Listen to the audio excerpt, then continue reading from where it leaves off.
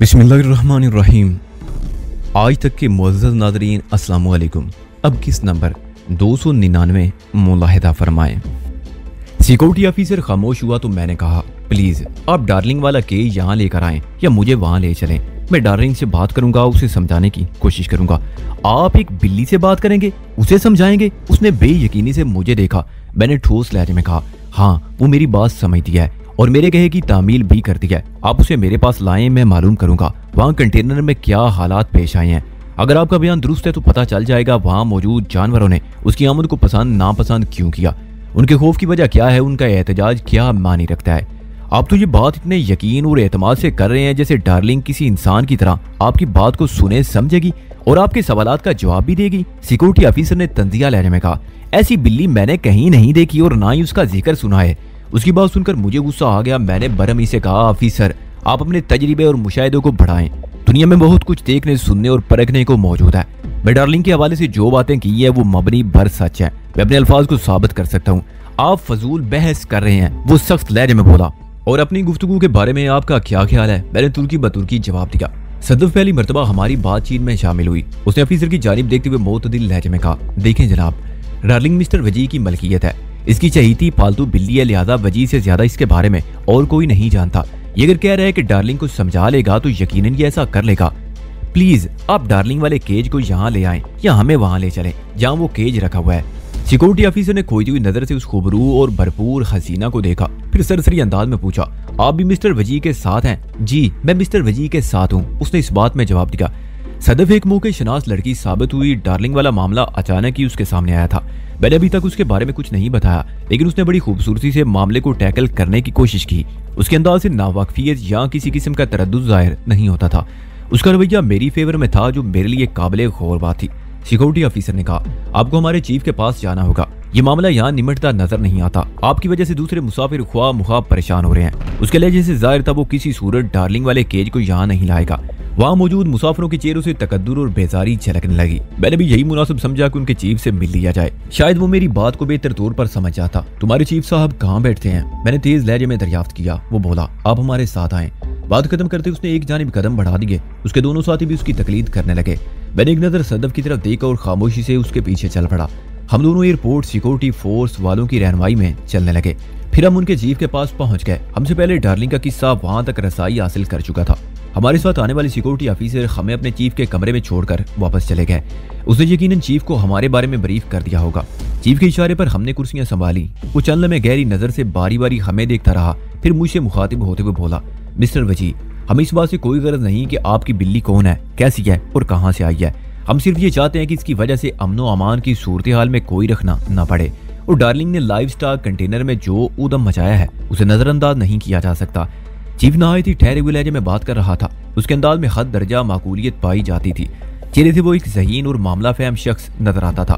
میں نے اس کے خاموش ہونے پر ڈارلنگ کی حمایت کرتے ہوئے کہا سر حقیقت یہ ہے کہ اودم ڈارلنگ نے نہیں بلکہ وہاں موجود دوسرے جانوروں نے مچایا ہے۔ بہرحال اس اودم کی وجہ آپ کی بلی ہے۔ اس کے لہجے میں قطعیت تھی۔ مجھے تو ابھی اس واقعے کا یقین نہیں آ رہا۔ میں نے کہا مجھے یقین ہے ایسا ہوا ہوگا۔ چیف نے زور دے کر کہا میرے آدمی مجھ سے جھوٹ نہیں بول سکتے، خاص طور پر جو سیکورٹی آفیسر آپ کو لے کر میرے پاس آیا ہے وہ میرا برسوں کا آزمایا ہوا قابل بھروسہ آدمی ہے۔ C S O chief security officer کی آنکھوں سے ذہانت مترشح تھی۔ میں نے اسے بحث و مباحثہ مناسب نہ سمجھا اور درخواست امیز لہجے میں کہا سر اگر واقعی لائف سٹاک کنٹینر میں ایسا کوئی واقعہ ڈارلنگ کی وجہ سے پیش آیا ہے تو آپ مجھے اسے ملنے کا موقع دیں، میں اسے سمجھاؤں گا۔ آپ بے فکر ہو جائیں، وہ میری بات سمجھ لے گی انشاءاللہ۔ اب ایسا نہیں ہوگا، پلیز آفیسر آپ ڈارلنگ والا کیس یہاں منگوائیں، ابھی مسئلہ حل ہو جائے گا۔ صدف نے سی ایس او سے کہا میں آپ کو یقین دلاتی ہوں سر۔ مجھے ہر گزرتے لمحے کے ساتھ صدف پر حیرت ہو رہی تھی۔ اس شیر کی بچی نے ابھی تک مجھ سے ڈارلنگ کے بارے میں ایک سوال بھی نہیں کیا تھا، اور ظاہر یہی کر رہی تھی وہ مجھے اور میری ڈارلنگ کو برسوں سے جانتی ہے۔ وہ میری توقع سے زیادہ گہری لڑکی ثابت ہو رہی تھی۔ چیف سیکورٹی آفیسر نے صدف کی بات سننے کے بعد متحمل لہجے میں کہا بالفرض آپ اپنی بلی کو کسی طرح کچھ بھی سمجھانے میں کامیاب ہو جاتے ہیں، لیکن وہاں موجود درجن بھر جانوروں کو کون سمجھائے گا؟ انہوں نے کسی بھی سبب ڈارلنگ کی آمد پر شدید احتجاج کیا ہے، ان کے رد عمل کو نظر انداز نہیں کیا جا سکتا۔ پھر تو انہیں سمجھانے کی ضرورت ہے۔ میں نے کہا ڈارلنگ کو نہیں، یہ ہمارے لیے ممکن نہیں۔ وہ حتمی لہجے میں بولا اس لیے آپ کی بلی اس فلائٹ سے نہیں جا سکے گی۔ آپ اپنے بارے میں 5 منٹ میں فیصلہ کر لیں، آپ اس بلی کے بغیر جانا چاہتے ہیں یا اس کے ساتھ ہی یہاں رہنا چاہتے ہیں۔ आप लोगों की वजह से दूसरे मुसाफिरों को कोफ्त उठाना पड़ रही है। मैंने ठोस अंदाज इख्तियार करते हुए कहा, ऑफिसर मैं आपको यकीन दिलाता हूँ कि अगर मुझे डार्लिंग से चंद बातें करने का मौका दिया जाए तो मैं इस पेचीदगी को हल कर लूंगा। मुझसे हिदायत लेने के बाद जब वो लाइफ स्टॉक कंटेनर में जाएगी तो सब ठीक हो जाएगा। कोई जानवर उसकी वजह से अनईजी नहीं महसूस करेगा। ये मेरा आपसे वादा है और मैं आपके वादे पर कैसे एतबार कर लूं? मैं मिस्टर वजी के वादे की गारंटी देती हूँ, सदफ ने संजीदगी से कहा। सीएसओ ने चौंक कर सदफ को देखा और पूछा, कैसी गारंटी मिस? ये गारंटी कि मिस्टर वजी जैसा कह रहे हैं एग्जैक्टली वैसा ही होगा। आपकी इस वसूख को परखने का क्या तरीका हो सकता है? आपको मेरी जबान पर यकीन करना होगा। मगर ये किस तरह मुमकिन है? मैं तो आपको जानता नहीं, वो उलझ कर बोला। सदफ ने बाएतमाद लहजे में कहा, इस सिलसिले में मैं आपको एक मोतबर जमानत दे सकती हूँ। एक शख्स की जमानत?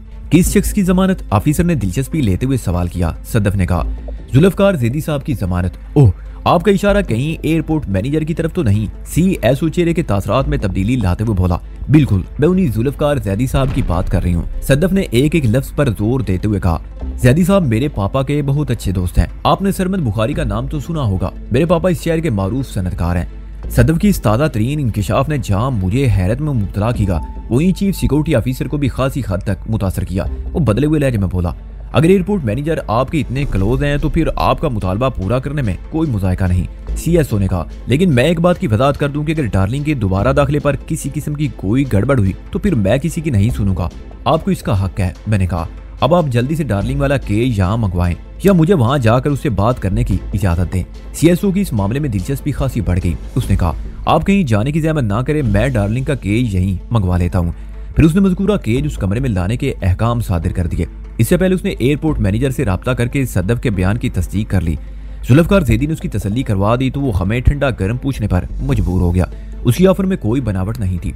मैंने उसकी पेशकश के जवाब में कहा, ऑफिसर आपका बहुत शुक्रिया, इस तकल्लुफ की कोई ज़रूरत नहीं। बस आप हमें जल्द अज जल्द फारिग कर दें ताकि हमारी वजह से दूसरे मुसाफिरों को जो परेशानी उठाना पड़ रही है उसका खात्मा हो सके। मैं ये जुमले अदा करके फारिग हुआ ही था कि डार्लिंग वाले चोबी पिंजरे को वहां पहुंचा दिया गया। डार्लिंग मज़कूरा पिंजरे में बड़ी मासूम सूरत बनाए बैठी थी। सीएसओ समेत उसी इस हालत में देखकर कोई ये नहीं कह सकता था कि उसकी वजह से लाइफ स्टॉक कंटेनर में किसी किस्म का कोई हंगामा हुआ होगा। वो एक सुलझू और पुरअमन बिल्ली दिखाई देती थी। चीफ ने दिलचस्प अमेज नजर से डार्लिंग को देखा और कहा, ये तो बड़ी प्यारी बिल्ली है। मैंने डार्लिंग वाले पिंजरे को अपने सामने मेज पर रख लिया और गहरी नजर से उसे घूरने लगा। चीफ ने कहा, यहाँ मेरी मौजूदगी से कोई फर्क तो नहीं पड़ेगा? अगर आप लोगों को प्राइवेसी की जरूरत हो तो मैं कुछ और बंदोबस्त कर देता हूँ। नहीं, इसकी जरूरत नहीं, मैंने कतियत से कहा और दोबारा डार्लिंग की जानिब मुतवज्जो हो गया। मैं चंद सानी उसकी आंखों में देखता रहा, फिर धीमे लहजे में कहा, डार्लिंग तुम पर रिसर्च तो मैं बाद में फुर्सत से करूंगा। मेरे अंदाज में बड़ी मानी खेजी थी। फिलहाल तो मैं ये चाहता हूँ इस फ्लाइट से लाहौर पहुंच जाऊं। तुम्हारा क्या इरादा है? उसकी आंखों में ऐसे तासरात नमूदार हुए जैसे उसने मेरी बात को बड़ी वदात के साथ समझ लिया हो। वो मेरी तरफ देखते हुए शरारत अमेज अंदाज में खफीफ सा मुस्कुराई और जवाब में बोली, म्याऊं। उसकी मुस्कुराहट को सीएसओ नहीं देख पाया, ताहम इस किस्म की दिलचस्प मुकालमत से वो हैरान जरूर हो रहा था। मैंने बदसूर डार्लिंग को देखते हुए कहा, इस म्याऊं से काम नहीं चलेगा। मुझे हर सूरत में जल्द अज जल्द लाहौर पहुंचना है। मैं अपना रास्ता खोटा नहीं कर सकता। अगर तुम्हारी वजह से गड़बड़ होती रही तो मैं तुम्हें यहीं छोड़कर चला जाऊंगा। क्या तुम मेरे साथ नहीं जाना चाहती? म्याऊं, वो एक अदा से बोली। मेरे साथ जाना चाहती हो? म्याऊं, वो एक ही तरह का रट्टा रटाया जवाब दे रही थी, मगर मैं उसकी इस म्याऊं म्याऊं को बखूबी समझ रहा था। इस रफाकत से मुझे अंदाजा होने लगा कि उसकी कौन सी म्याऊं का मतलब हाँ है और किसका मतलब ना है।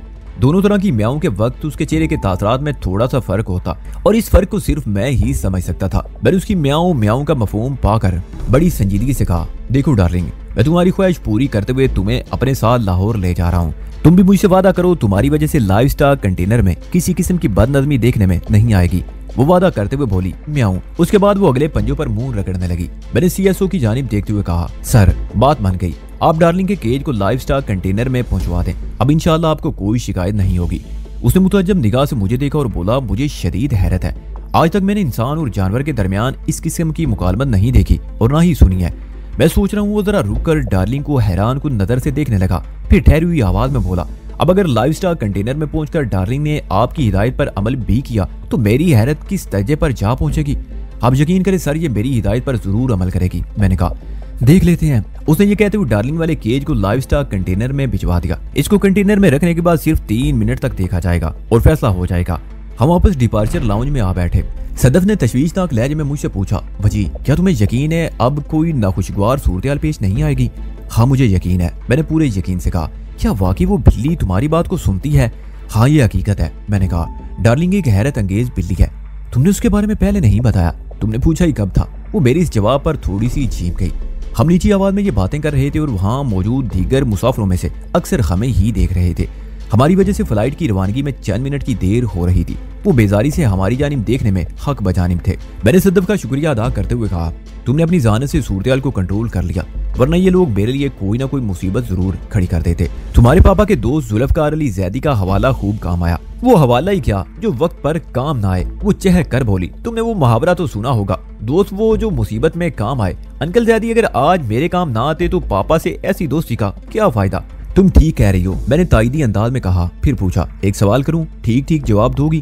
پوچھو، کیا پوچھنا چاہتے ہو؟ وہ سنجیدگی سے بولی۔ میں نے کہا، جب پارک میں تم مجھ سے ملی تھی تو میرا حلیہ خاصا مختلف تھا، اب اس بدلے ہوئے حلیے میں تم نے مجھے دیکھتے ہی کیسے پہچان لیا؟ میں نے تمہیں دیکھتے ہی نہیں بلکہ تھوڑی محنت اور غور و فکر کے بعد پہچانا ہے، وہ انتہائی سادگی سے بولی۔ کوئی اور سوال؟ تم نے کس برتے پر میری ضمانت دی ہے؟ میں نے اس کے چہرے پر نگاہ جماتے ہوئے پوچھا۔ کیا مطلب؟ وہ الجھن زدہ نظر سے مجھے تکنے لگی۔ میں نے کہا، اگر ڈارلنگ نے میری ہدایت کے مطابق عمل نہ کیا تو تمہاری سبکی ہوگی، اور تمہارے ساتھ تمہارے انکل ذوالفقار زیدی کی بھی۔ تم نے ایک انجانے معاملے میں قدم رکھ کر غلطی نہیں کی، وہ گمبھیر آواز میں بولی۔ پہلی بات تو یہ کہ میں نے کوئی غلطی نہیں کی، مجھے امید ہے بلی تمہارے کہنے پر ضرور عمل کرے گی۔ بالفرض محال اس نے اب بھی کوئی گڑبڑ کرنے کی کوشش کی تو کیا کیا جا سکتا ہے؟ بلی تو پھر بلی ہے، ایک جانور سے کسی بھی قسم کے رویے کی توقع کی جا سکتی ہے۔ میں نے وہ سانس لینے کو روکی، پھر بات جاری رکھتے ہوئے بولی، دراصل تمہاری بلی پر نہیں بلکہ تم پر اعتماد کرتے ہوئے گارنٹی دی ہے۔ اس کی بات ختم ہوئی تو میں بہت کچھ سوچنے پر مجبور ہو چکا تھا۔ میں نے اسے پوچھا، مجھ پر اس اندھے اعتماد کی وجہ؟ میں نے اندھا نہیں بلکہ آنکھیں کھول کر تم پر اعتماد کیا ہے، چاہے جیسے بھی کیا ہے، میں اس کی وجہ جاننا چاہتا ہوں۔ میں نے گریز جاری رکھتے ہوئے کہا، ہماری یہ دوسری سرسری ملاقات ہے، اتنے کم عرصے میں کسی پر اعتماد؟ وہ قطع کلامی کرتے ہوئے بولی، کسی پر بھروسہ کرنے کے لیے ایک لمحہ بھی کافی ہوتا ہے مسٹر وجدان۔ بیس سٹ پٹا کر رہ گیا، اس کی سوئی وجدان پر اٹک کر رہ گئی تھی۔ میری اب تک کی ساری وضاحتیں، ساری محنت برباد ہو گئی تھی۔ میں اسے یہ یقین دلانے میں ناکام رہا کہ میں وجدان نہیں وجی ہوں۔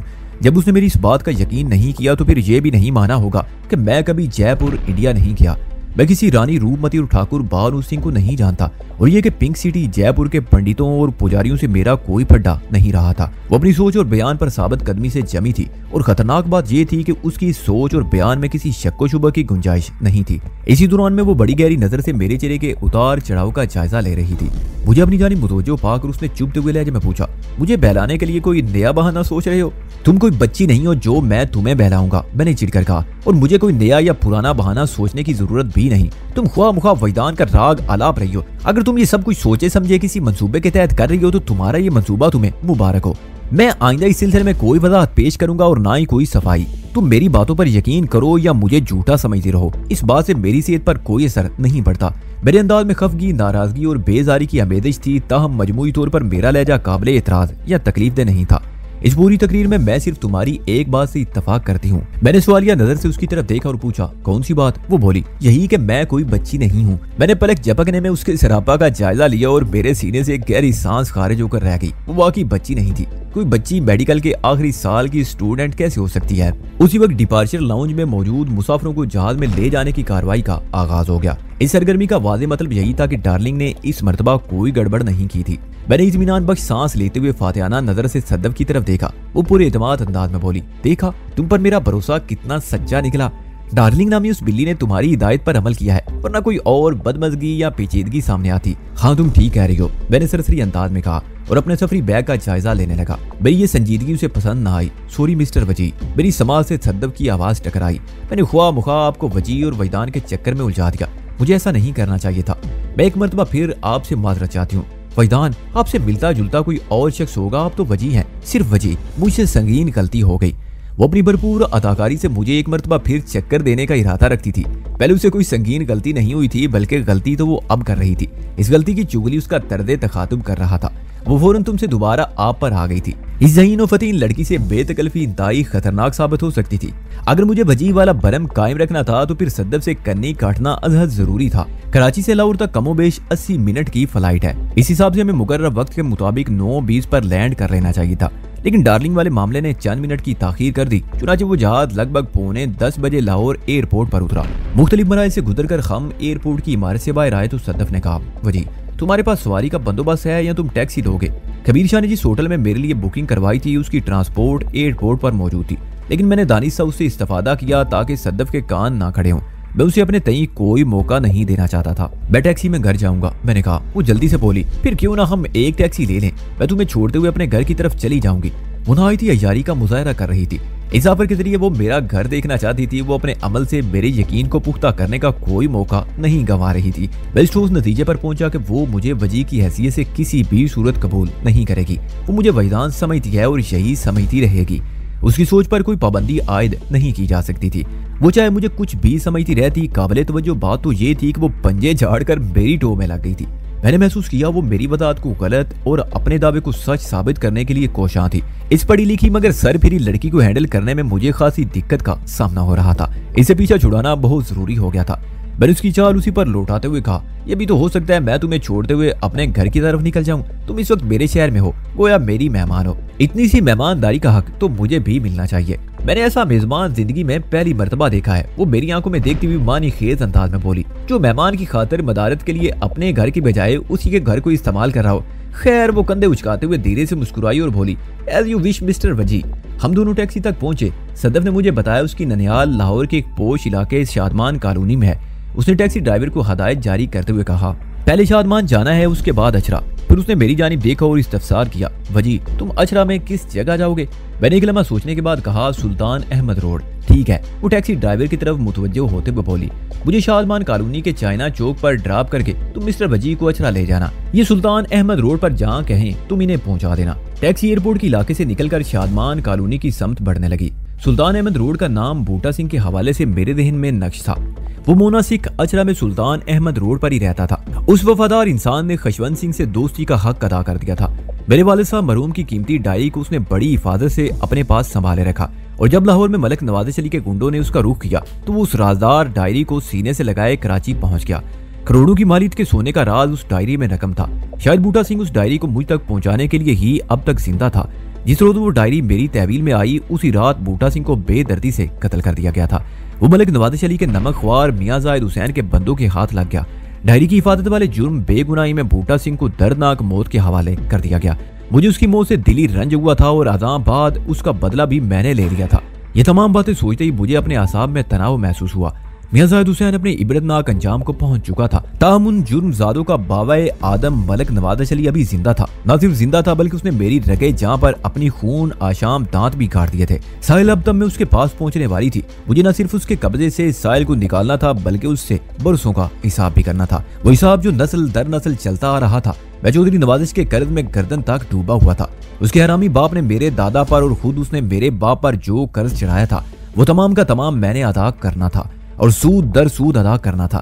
اس صدائی میں اب زیادہ وقت نہیں بچا تھا. اس وقت میرے سامنے دو محاذ کھلے ہوئے تھے. ایک طرف مجھے شعیب غوری اور اس کی تنظیم سے نمٹنا تھا, اس کا کلا کما کرنا تھا مگر نہایت ہی خاموشی اور رازداری کے ساتھ. دوسری جانب نواز علی تھا. اس محاذ پر مجھے بے دریغ اور کھلم کھلا جنگ کرنا تھی. وہ جنگ جو میرے دادا کے وقتوں سے جاری تھی. یہ جنگ مرحلہ وار آگے بڑھی تھی اور اب اس کا ڈراپ سین ہونے والا تھا. بنی سوچوں میں گم تھا کہ ٹیکسی ایک شاندار کوٹھی کے سامنے رکی. چائنا چوک شادمان کالونی کا بہت ہی خوبصورت اور دلکش علاقہ ہے. سرسبز و شاداب اس کے پہلو سے ایک نہر گزرتی ہے جس کے کناروں پر استادہ بلند درخت صبح خرام اور ٹھنڈی میٹھی ہوا میں چومتے ہیں. وہ فضا کی فرت آفرینی کو اپنے تن من میں اتار کر مستی میں بے خود حرکتیں کرتے ہیں. ان کی شاخیں اور پتے ایک دوسرے سے بغل گیر ہو کر اٹکھیلیاں کرتے ہیں. پانی کی محو خرام سطح پر ان کا عکس بڑا دلفریب منظر پیش کرتا ہے. یوں محسوس ہوتا ہے جیسے وہ درخت ہوا میں نہ جھوم رہے ہوں بلکہ نہر کے پانی میں اپنے حسن کا نظارہ کر رہے ہوں. صدف نے ٹیکسی ڈرائیور کو ادائیگی کے لیے پرس کی جانب ہاتھ بڑھایا تو میں نے اسی سے حرکت سے روکتے ہوئے کہا, مہمان کو یہ زیب نہیں دیتا جو تم کرنے کا ارادہ رکھتی ہو. اس کا ہاتھ رک گیا. پھر اس نے میری جانب شکست خوردہ نظر سے دیکھتے ہوئے کہا, ٹھیک ہے, اپنی منزل پر پہنچ کر ٹیکسی ڈرائیور سے تم خود ہی نمٹنا. ایک لمحے کا توقف کرنے کے بعد اس نے مجھ سے پوچھا, آئندہ تم سے رابطہ کیسے ہوگا؟ میں نے تو تمہارا گھر بھی نہیں دیکھا. کوئی بات نہیں, میں نے بے پرواہی سے کہا, میں تو تمہارا ٹھکانہ دیکھ لیا ہے نا, میں خود ہی تم سے رابطہ کروں گا. ویسے تم احتیاطاً یہاں کا فون نمبر بھی دے دو, ممکن ہے کسی وقت مجھے تمہاری ضرورت پڑ جائے. بڑے بڑے افیسروں سے تمہارے نہایت اچھے مراسم ہیں. میرا اشارہ کراچی ایئرپورٹ والے واقعے کی طرف تھا. صدف کے پاپا سرمد بخاری کے دوست اور ایئرپورٹ مینیجر ذوالفقار زیدی نے واقعی ڈارلنگ والے معاملے میں ہم سے بہت تعاون کیا تھا. میں ہفتہ 10 دن ہی یہاں قیام کروں گی. صدف نے ڈارلنگ کی گردن پر ہاتھ پھیرتے ہوئے کہا, اس کے بعد اگر رابطہ کرنا ہو تو میں کراچی میں ملوں گی, تو وہاں کا فون نمبر بھی نوٹ کر لو. پھر اس نے مجھے دونوں مقامات کے فون نمبر لکھوا دیے وہ ڈائلنگ سے مخاطب ہوتے ہوئے بولی، پیاری بلی، ابو دم والی کوئی حرکت نہ کرنا، انشاءاللہ ہم پھر ملیں گے بہت جلد، اوکے سی یو۔ وہ ڈارلنگ کی طرف دیکھتے ہوئے یہ الفاظ ادا کر رہی تھی، لیکن میں واضح طور پر محسوس کر رہا تھا وہ مجھے سنانے کے لیے وہ کلمات دہرا رہی تھی۔ اس نے مجھے اپنے ننیال میں تھوڑا وقت گزارنے کی پیشکش بھی کی، لیکن میں نے معذرت پیش کر دی۔ وہ مجھے اللہ حافظ کہتے ہوئے ٹیکسی سے اتر گئی تو میرے کہنے پر ٹیکسی ڈرائیور نے گاڑی آگے بڑھا دی۔ یقینی طور پر وہ اچرا کی سمت سفر کر رہا تھا۔ میں لاہور پہلی مرتبہ آیا تھا اور یہاں کے بارے میں میری معلومات صفر کے انتہائی نزدیک تھی۔ جب ڈرائیور نے لگ بھگ 1 کلومیٹر کا فاصلہ طے کر لیا تو میں نے اس سے کہا ٹیکسی کو مال روڈ کی طرف موڑ دو۔ پھر میں نے اسے اپنے مطلوبہ ہوٹل کا نام بھی بتا دیا۔ کبیر شاہ نے جس ہوٹل میں میرے لیے سویٹ بک کروایا تھا وہ مال روڈ شاہراہ قائد اعظم پر واقع تھا۔ یہ ہوٹل خاصا معروف تھا۔ میرا سویٹ اس ہوٹل کی دوسری منزل پر تھا اور اس کا نمبر 208 تھا۔ اس سویٹ میں ایک بیڈ روم، ایک سیٹنگ روم کے علاوہ دیگر تمام سہولیات بھی موجود تھی۔ یہ معلومات کبیر شاہ نے مجھے پہلے ہی فراہم کر دی تھی۔ ڈرائیور نے میری ہدایت پر ٹیکسی کا رخ تو موڑ دیا، لیکن یہ پوچھے بغیر نہ رہ سکا۔ صاحب، آپ کو تو اچرا جانا تھا، سلطان احمد روڈ پر، اب مجھے مال روڈ جانا ہے اپنے ہوٹل۔ میں نے سنجیدگی سے کہا تم اچرا بچرا کو ذہن سے نکال دو۔ اس کے چہرے پر مجھے تذبذب کے آثار نظر آئے۔ میں نے پوچھا تم کچھ پریشان دکھائی دے رہے ہو؟ وہ صاحب جی، وہ تعامل کرتے ہوئے بولا بات یہ ہے کہ مال روڈ کا فاصلہ اچرا کی نسبت۔ میں نے جملہ مکمل ہونے سے قبل اس کی بات کاٹ دی اور کہا ٹھیک ہے، تم فاصلے کی پرواہ نہ کرو، میں تمہیں زیادہ کرایہ دے دوں گا، اس بارے میں تمہیں فکر مند ہونے کی ضرورت نہیں۔ وہ مطمئن ہو کر لاہور کی شفاف سڑکوں پر ٹیکسی دوڑانے لگا۔ جب میں نے مذکورہ ہوٹل پہنچ کر اپنے سویٹ میں قدم رکھا تو میری ریسٹ واچ 11:30 بجے کا وقت بتا رہی تھی۔ میں کوئی لمبی فضائی مسافت طے کر کے یہاں نہیں پہنچا تھا کہ تھکن کا سوال پیدا ہوتا، لیکن اس کے باوجود بھی میرا پورا وجود تکان سے چور تھا اور آنکھوں میں شدید قسم کی جلن ہو رہی تھی، جس کی وجہ یہ تھی کہ گزشتہ ساری رات میں بے حد مصروف رہا تھا اور مجھے ایک لمحے کو بھی آرام کا موقع نہیں مل سکا تھا۔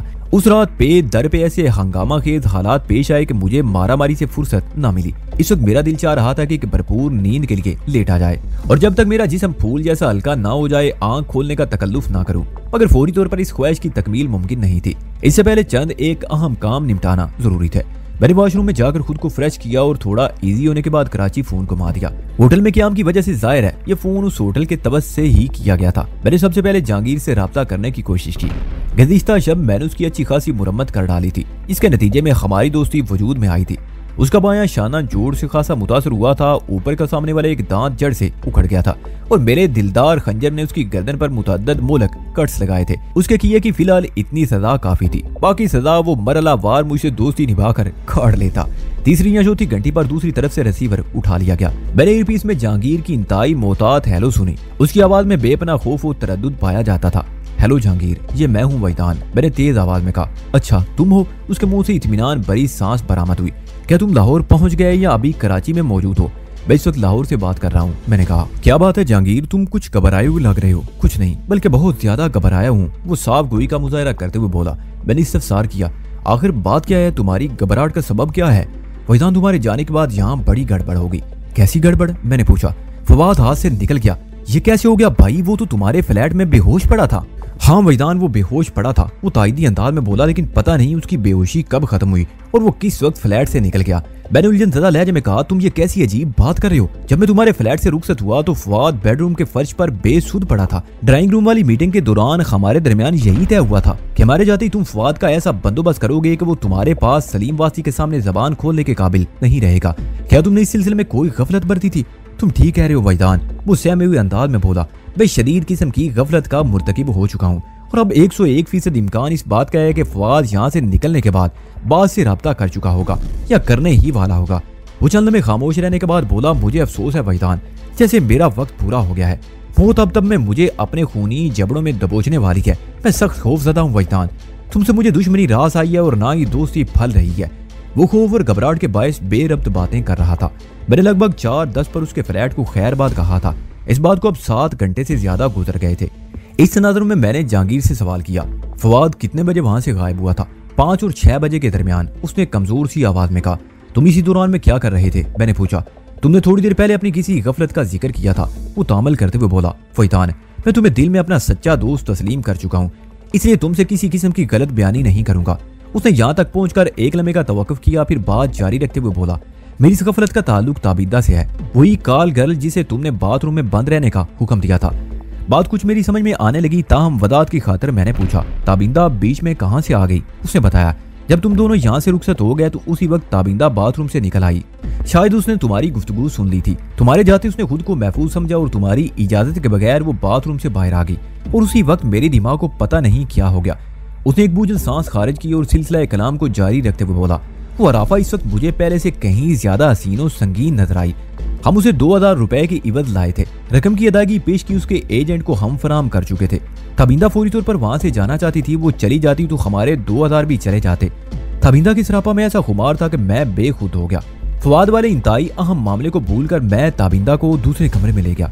وہ ایک لمحے کے توقف کے بعد اضافہ کرتے ہوئے بولا, اس کے بعد کیا ہوا ہوگا تم بخوبی اندازہ لگا سکتے ہو. اندازہ تو میں لگا چکا ہوں جہانگیر, میں نے اس کی عقل پر ماتم کرتے ہوئے کہا.